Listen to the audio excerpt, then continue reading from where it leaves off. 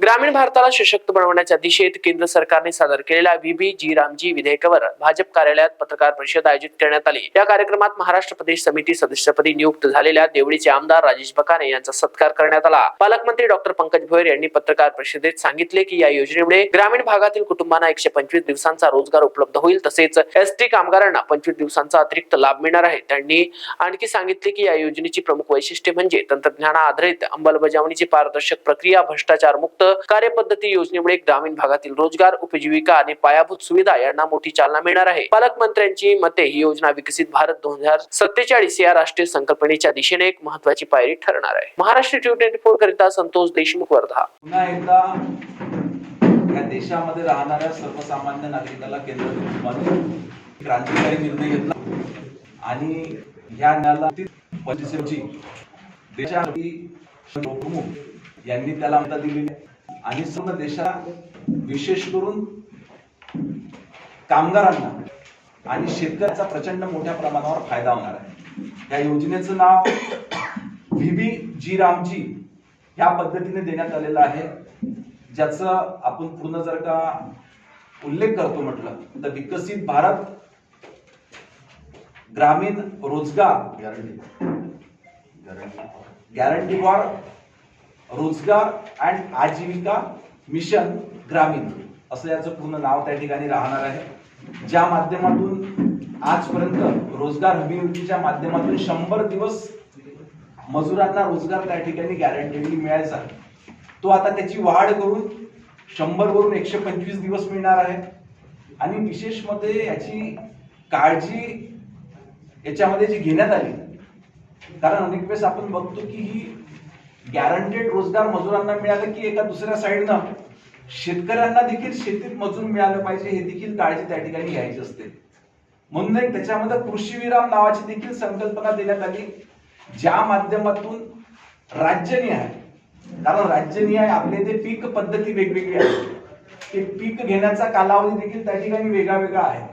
त्यामुळे राज्याला त्या ठिकाणी निर्णय घ्यायचा आहे, केंद्र सरकारने तो निर्णय राज्य सरकारला त्या ठिकाणी घेण्याची मुभा त्या ठिकाणी दिलेली आहे की कुठल्या काळामध्ये हा रोजगार ह्या योजनेमधून मिळणार नाही, त्या काळात हे मजूर त्या ठिकाणी त्या राज्यातल्या शेतकऱ्यांना आपल्या शेतामध्ये त्यांचा वापर त्या ठिकाणी घेता येईल। आज याचा अजून काम करून अनेक वेळेस रोजगार गॅरंटी योजनेच्या माध्यमातून रस्त्यावर असलेले गड्डे बुजवण्याचं काम त्या ठिकाणी घेण्यात येत होतं, परंतु याचं एक्सपान्शन करून त्या ठिकाणी वेगवेगळे कामं ज्याची खरी गरज ग्रामीण भागामध्ये आपण बघतो की जलसुरक्षा, ज्या माध्यमातून विहिरी, तलाव आणि जल पुनर्भरण, नंतर ग्रामीण मधल्या पायाभूत सुविधा उभ्या करणे, त्यांचे गोले आपल्याला ग्रामीण विशेष अंगणवाडी, नंतर उपजीविका उद्योग म्हणजे गोठे, ग्रामीण भागामध्ये आपण आणखी जवळजवळ प्रत्येक शेतकऱ्याच्या घरी गोठा त्या ठिकाणी असतो, कुक्कुटपालन, शेड, मत्स्यतळी,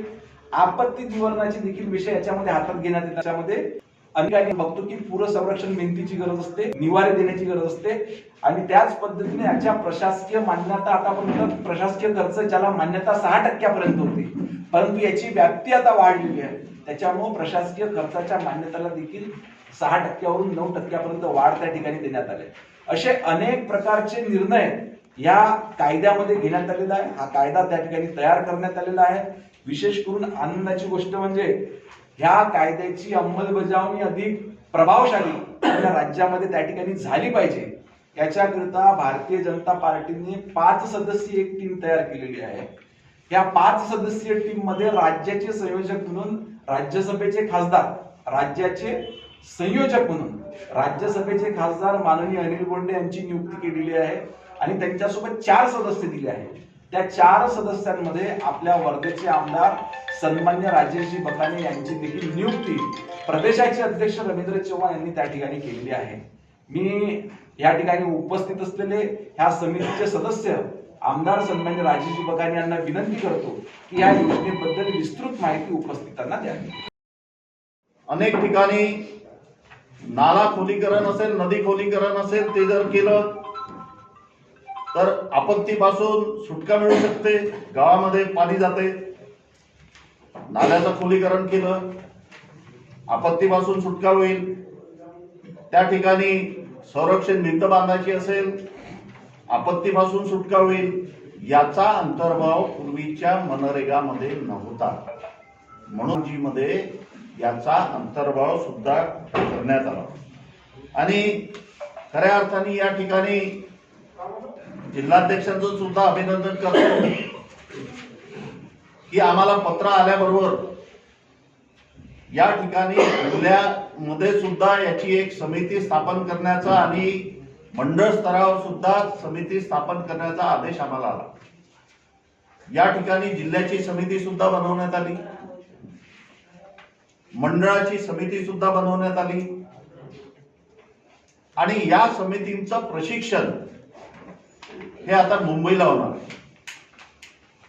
आणि ते प्रशिक्षण झाल्यानंतर या ठिकाणी VB रामजी कशी उपयुक्त ठरणार आहे या दृष्टीने आम्ही संपूर्ण जिल्ह्यामध्ये जनजागरणाचा एक कार्यक्रम या ठिकाणी आम्ही करणार आहोत. खऱ्या अर्थाने ही जी योजना आहे या योजनेमध्ये आणि पूर्वीच्या योजनेमध्ये जो फरक होता तो प्रयत्न केला की ग्रामीण भागामध्ये असणाऱ्या ज्या ग्रामपंचायत आहेत त्यांना विश्वासात न घेता हे काम करणार का असा कोणीतरी प्रश्न त्या लोकसभेच्या याच्यामध्ये विचारला होता. तर याच्यामध्ये असं कलेक्टरकडे पाठवलं जाईल आणि त्याला मंजुरी देण्याचं काम हे मंत्रालयामधून होणार आणि ही जी प्रदेशाची समिती आहे ही समिती कुठले काम मंजूर करायला पाहिजे, कुठलं काम केल्याने ग्रामीण जनतेला त्याचा फायदा होईल, कुठलं काम केल्याने ग्रामीण जनतेच्या याच्यामध्ये अर्निंग वाढेल, हे सगळे विषय या VB रामजी मध्ये समाविष्ट करण्यात आल्यामुळे याचा 100% फायदा हा ग्रामीण भागाला होणार आणि रोजगार मी अर्धे तुम्ही अर्धे आम्ही हा विषय सुद्धा त्याच्यामध्ये बंद होणार आहे. कारण नवीन टेक्नॉलॉजीचा वापर ज्या ठिकाणी केला जातो त्या ठिकाणी असे विषय होऊच शकत नाही. एखादी झाडाची लाईन लावली, एखाद्या रोडनी झाडं लावले, ते झाडं पुन्हा दाखवायचे, एखादी पांदन माती काम करायचं पुन्हा तेच दाखवायचं, त्या ठिकाणी लेबर उभे करून फोटो काढायचे, हे AI या टेक्नॉलॉजी मध्ये होऊच शकत नाही. त्याच्यामुळे नवीन टेक्नॉलॉजीचा वापर करण्याचा विषय सुद्धा या VB रामजी मध्ये आहे आणि ही योजना आम्ही खालच्या स्तरापर्यंत ग्रामपंचायतच्या स्तरापर्यंत नेऊन याचा फायदा ग्रामीण जनतेला जास्तीत जास्त कसा होईल या दृष्टीने या ठिकाणी आम्ही प्रयत्न करणार. धन्यवाद. आपण सर्वजण जाणतो की देशामध्ये पहिलेपासूनच मनरेगा ही योजना त्या ठिकाणी सुरू आहे. याची व्याप्ती अजून वाढविण्याकरिता या योजनेतून होणारे कामं हे लोकांना दिसले पाहिजे आणि खरोखर त्याचा लाभ ह्या देशात राहणाऱ्या लोकांना मिळाला पाहिजे. त्याचबरोबर आपल्या समाजातला एक जो श्रमिक वर्ग आहे त्याच पद्धतीनं शेतात काम करणारा शेतकरी वर्ग यांच्यासोबत देखील न्याय झाला पाहिजे. याच्याकरिता ह्या योजनेची व्याप्ती काढून त्याचं नाव VB रामजी ह्या पद्धतीनं एक नवीन योजना तयार करण्यात आली. कायद्याने देखील त्याला मान्यता देण्यात आलेली आहे. यामुळे निश्चितच ग्रामीण भागातल्या इन्फ्रास्ट्रक्चर सोबतच अर्थव्यवस्था देखील मोठ्या प्रमाणावर बदलते. जे आहे त्यांची हजेरी इकडे ग्रामपंचायतच्या मार्फत लावली जाते आणि तिकडे काम हा प्रकार बंद होईल. निश्चितपणे ही योजना जास्तीत जास्त पारदर्शक झाली पाहिजे आणि पारदर्शक होऊन याची व्याप्ती लोकांपर्यंत वाढून लोकांना याला जास्तीत जास्त फायदा झाला पाहिजे. ह्या पद्धतीची कार्यप्रणाली या योजनेच्या मध्ये राहणार आहे. हो, यामध्ये शेतकऱ्यांना AI टेक्नॉलॉजीचा वापर उत्पन्नामध्ये वाढ होण्यासाठी मदत होणार आहे का किंवा तशा पद्धतीचं तंत्रज्ञान या योजनेच्या माध्यमातून पुढे येणार आहे? ही योजना मॉनिटर करण्याकरिता त्या ठिकाणी AI टेक्नॉलॉजीचा वापर करण्यात येणार आहे.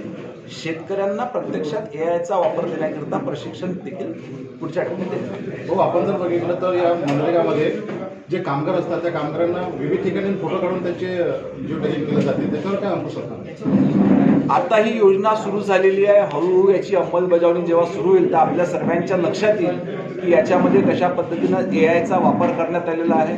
आत्ताच आपण बघितलं की आधी प्रशासकीय खर्च करण्याची जी 6% व्यवस्था होती ती वाढवून 6%वरून 9% त्या ठिकाणी करण्यात आलेली आहे. त्याच्यामुळे प्रशासन देखील अधिक मजबूतीने ही योजना त्या ठिकाणी मॉनिटर करू शकेल. बाकी काळात जर बघितलं या योजनेमध्ये तर अनेक फसवी बिलं काढली जात होती, त्यामुळं अर्ध्या नारा देखील प्रचलन होता. याच्यामध्ये काय नेमकं राहणार आहे किंवा कशा पद्धतीनं होईल? आधीच्या योजनेमध्ये हे सर्व जे लूपहॉल्स होते ते दूर करण्याकरता आणि जो उद्देश या योजनेचा आहे तो उद्देश सफल करण्याकरता याची व्यापकता त्या ठिकाणी वाढवण्यात आली. आपण सांगितलं की कामगारांना 7 दिवसातच पेमेंट भेटणार आहे, त्या संदर्भात काय? नाही, निश्चितच कामगारांना त्यांच्या खात्यामध्ये DBTच्या माध्यमातून लवकरात लवकर हे त्या ठिकाणी पेमेंट मिळण्याकरता देखील प्रयोजन याच्यामध्ये करण्यात आलेलं आहे. जर का त्याला त्या ठराविक कालावधीमध्ये मिळालं नाही तर त्याचं व्याज देखील त्या ठिकाणी कामगारांना मिळणार आहे. नरेगा योजना बंद करून महात्मा गांधीचं नाव कुठेतरी पुसण्याचा प्रयत्न होताचा आरोप विरोधकांकडून होत आहे. महात्मा गांधींचं नाव ह्या देशातून आणि जगातून कधीही पुसल्या त्या ठिकाणी जाऊ शकत नाही. आणि मला असं वाटते नावामध्ये असण्यापेक्षा नाव कुठे कुणाचं आहे याच्यापेक्षा त्या योजनेमध्ये काय आणि योजनेची व्याप्ती कितपत बळकट आहे हे अधिक महत्त्वाचं आहे.